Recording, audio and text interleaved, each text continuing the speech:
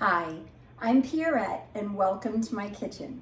Today we are going to make a very simple but super impressive breakfast souffle type dish. In French, it's called gros crêpe, spelled G-R-O-S-C-R-E-P-E. And in English, you would pronounce that gross crepe, which doesn't sound very appealing. So we're just gonna call it a big pancake souffle. If you're a friend of mine and at any point have spent the night at my house, my mother probably made this for us on a Saturday morning, or I made it for you if you were a guest in my home. It's one of my favorite dishes, and it's so quick and easy. And if you have guests, it's very impressive. It also makes a wonderful Mother's Day or birthday breakfast in bed type dish because it's so beautiful and really yummy. So we're gonna just start with a couple of ingredients. We've got some bacon. I cut the package in half because I'm using a smaller sized pan because this is a serving for one person. You can make it bigger if you choose to, but when you make it bigger, it takes a little bit longer to cook, and I'm not always really patient in the morning to eat. So I usually make it in a smaller pan per serving. So I would use 2 small pans for 2 people, or just one if I want to treat myself. So I have 4 slices of bacon in this pan, and I'm going to put the rest right here. And then, hold on, let me wash my hands. I'm back. Okay, so we have our bacon sizzling away. And we may want to cover it with a screen if you don't want it to splatter. If you want to live dangerously, that's good too. We have a 1/4 cup of almond flour and a teaspoon of baking powder that I've already put in this bowl. I always do the dry ingredients first because it makes it easier to mix in the eggs and not get lumps. So I'm going to do that now.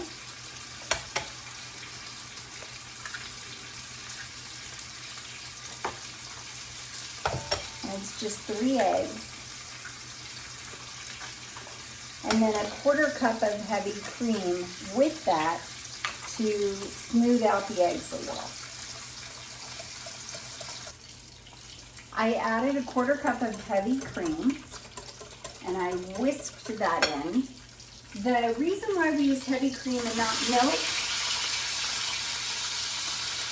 is because milk has milk proteins in it, and heavy cream is basically just the fat, and that tenderizes the eggs a little bit more. At least that's my understanding of it.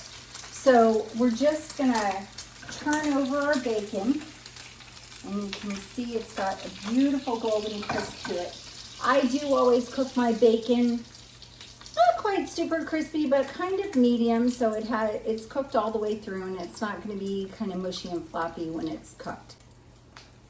This bacon looks perfect.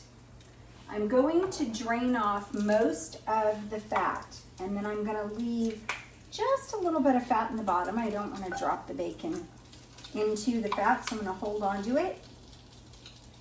Pour the bacon in there, and I'm leaving about a tablespoon of fat in the bottom of the pan. I don't know if you can see that. And then I'm going to turn off the flame. And the reason why we do that is because we're going to bake this in the pan, in the oven, and I want to make sure that when I'm all done that I can get it out. I try to spread the bacon on the bottom evenly so that as I'm pouring in the egg mixture, I'm going to have an even amount of bacon across the bottom. I pour this in slowly so I'm not moving where the bacon is in the bottom of my pan. So each bite, hopefully, when you serve it, will have a little bite of bacon in it. So now that the pan is heated, I preheated my oven as well to 350. I'm going to take this, and you can already see it's got a little bit of a crust around the side where it's starting to cook. I'm going to pop this in the oven for about 15 to 17 minutes, and we'll check on it then. So 17 minutes later, here's what we've got. This beautiful raised egg and bacon dish. And we're just gonna scoop it out of the pan.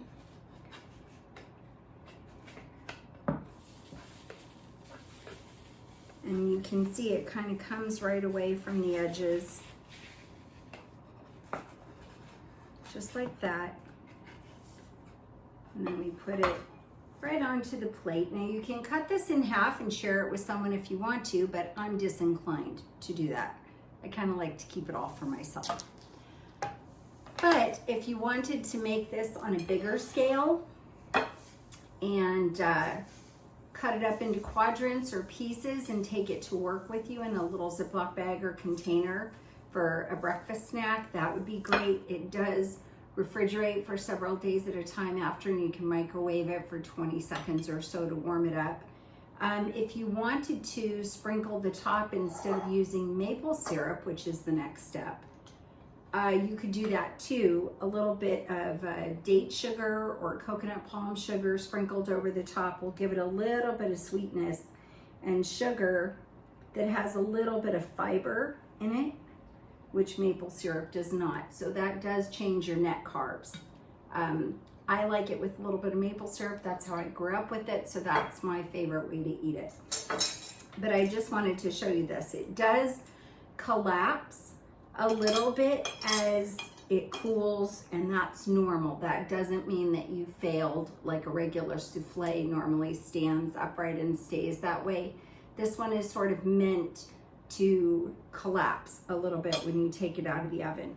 But you can see we have a little bit of maple syrup on it.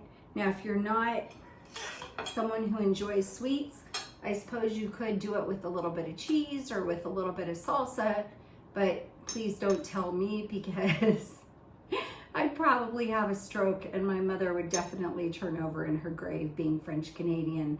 We love our maple syrup. Also, I would recommend, if you are going to use maple syrup, use a real maple syrup. Spend a little bit of money. The quality of the product is much better, and there's no corn syrup or anything in it. So this is a natural product. It's just probably better for us than corn syrup, even though it still has sugar in it. It doesn't have all the chemicals that the other maple syrup flavored brands do. So just to take a little taste.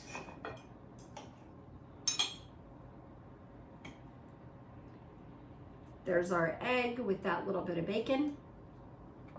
Oh my gosh, so good.